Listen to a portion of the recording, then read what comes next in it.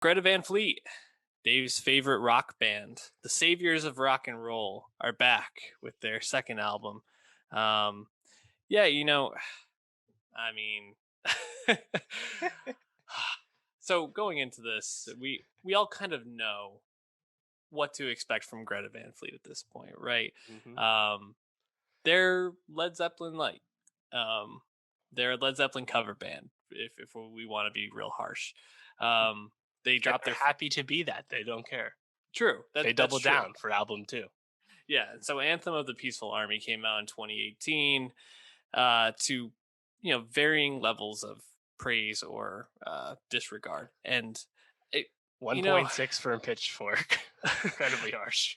it's hard though, and I found myself really empathizing with them in a sense because I don't know how they can win, right? Like the guy just sounds like the lead singer of Led Zeppelin. He sounds like Robert Plant. Like, It's just a fact. what are you gonna do? Like, so at that point, it's either like, okay, we have to make our entire sound completely different, which I guess you could do. People are gonna be like, oh, it sounds like this guy is trying to sound like Robert Plant doing a different sound, or you just lean into it, which is what they chose to do. And I think some of the songs actually sound really awesome. Like these guys can really rock. It's just hard to hmm like look at their music and then be like, oh, this is really interesting because it does just sound like Led Zeppelin B sides.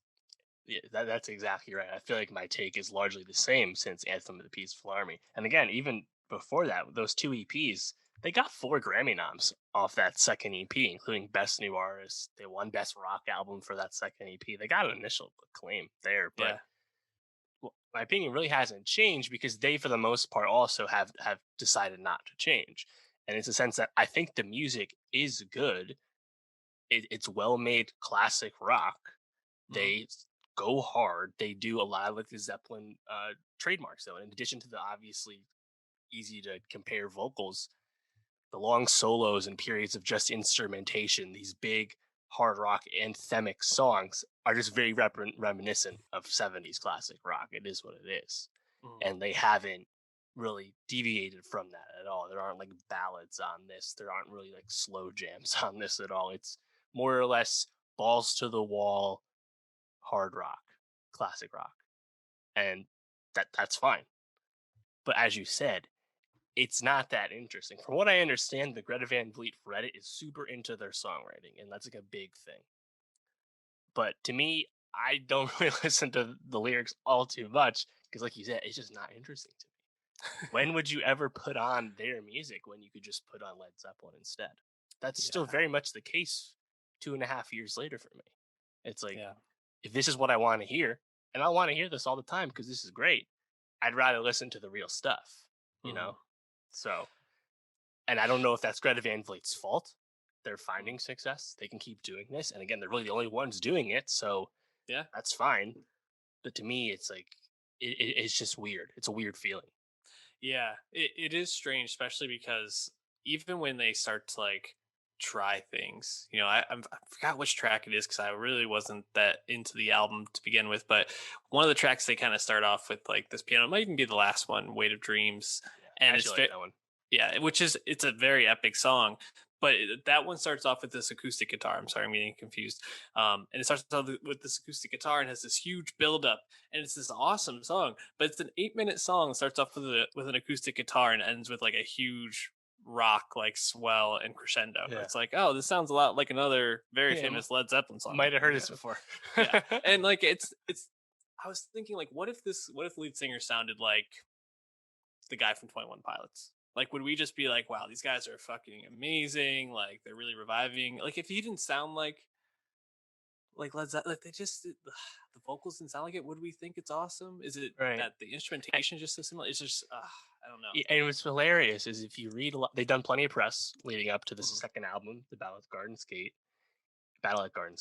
and they seem to like kind of laugh off a lot of the criticism and just feel like it's not accurate. And I just find that really funny because they're like, oh, we're not trying to be like Led Zeppelin. It's like, well, bro, I wish you were way more self aware than you apparently are because Right. it would be a little more endearing. Like they're actually super serious about it, you Ugh, know? And again, yeah. it's totally fine. I don't care. Do what you want to do, of course. But I think in just terms of like it being interesting music. When we talked about the first album, I think the talent of them as instruments, and the Kish clan here, like they are talented rockers. If they do evolve, maybe they could become really interesting. Two albums in, they've made no attempt to evolve. And again, we've mentioned this a few times this year already. Greg Kurstin cast another bag with this one. He apparently was the lead producer on this album. What the fuck did he possibly influence them on? This sounds Yeah, just like the first album. nothing. Like, what the That's fuck, dude? This guy is getting bag after bag to do nothing. con man, Greg Kurstin. We're calling him out.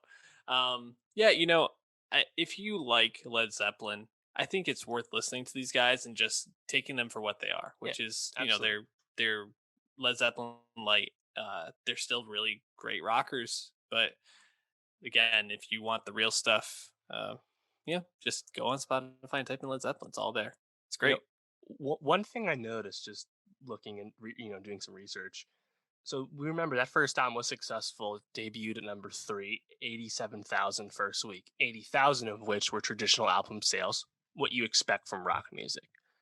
Funny enough, this album, Anthem Peaceful Army, did not go gold in the US, let alone platinum.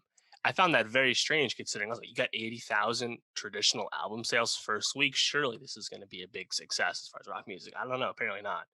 I found that a little strange, especially because you look on their Spotify, and one of their songs off the EPs was it a Highway Tune that's over 100 million streams. So it's like they also have a digital presence. Yeah. I was surprised to see they actually have sold less than I expected.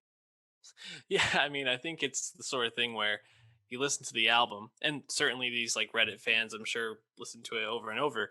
But you can't help but finish and want to just go back to like some of the Led Zeppelin greatest Mhm. hits. Oh, Just I watched some Led Zeppelin live videos on YouTube this week. uh, Not gonna lie, it crap. got me in the mood. Yeah.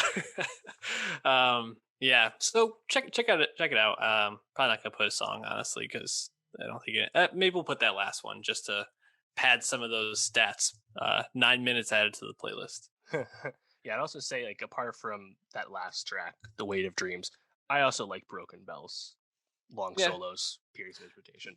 You've heard Broken it before, Bells. but when it sounds Yeah. when they make it like this, it's still good. Again, it just depends T- what mood you're in. yeah, the first track, Heat Above, Tears of Rain, like they're solid rock tracks. They're just not super original. It feels like.